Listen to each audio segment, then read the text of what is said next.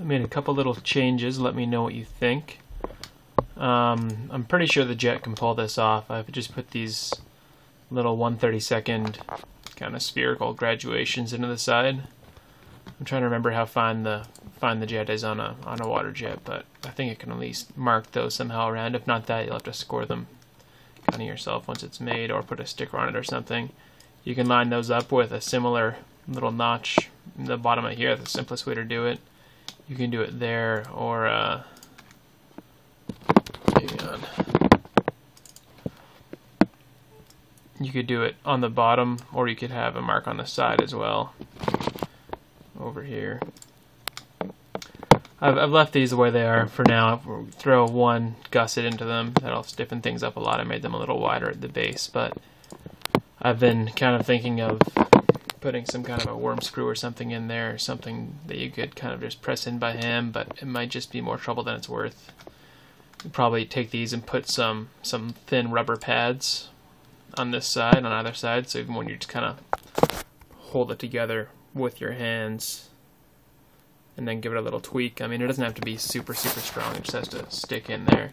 As far as the rotation issue, do what you recommended, what you were talking about. This thing's a little longer now with a slit running through it, and we'll get a second plate cut on the jet.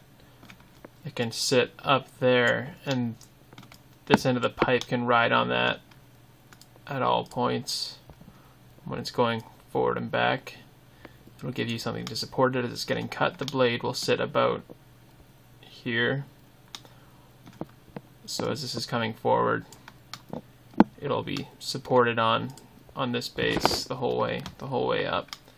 So even when you're kind of at the back of the slot when you're aligning things, you can just set it down on there, tighten your clamps, and go to town. And that works for all the sizes. It gets a little bit trickier when you get to the really small stuff, but I don't think that'll be too much of an issue.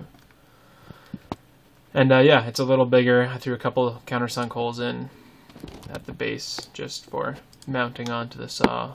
I don't think you need.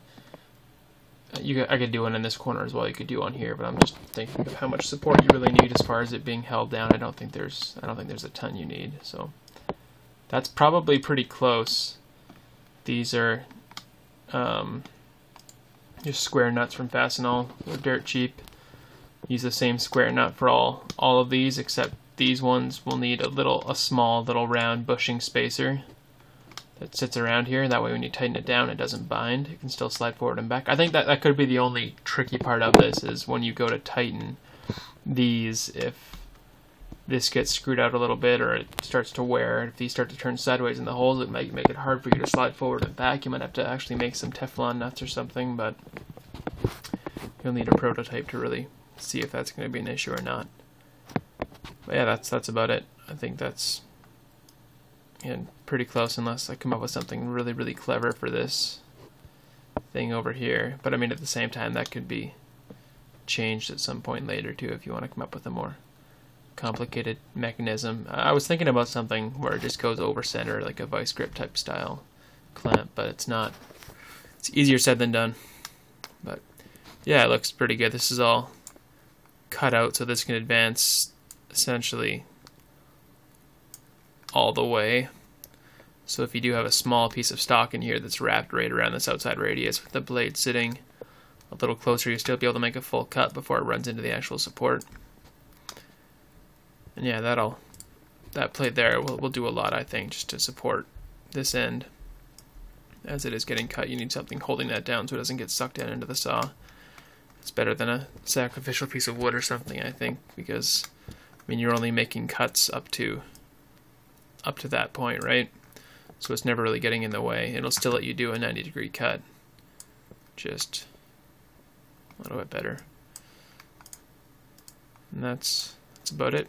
Go from 90 all the way down in your 5-degree graduations, all the way to 90, and then you could go all the way around and do a 180 cut if you really needed to as well. Good stuff.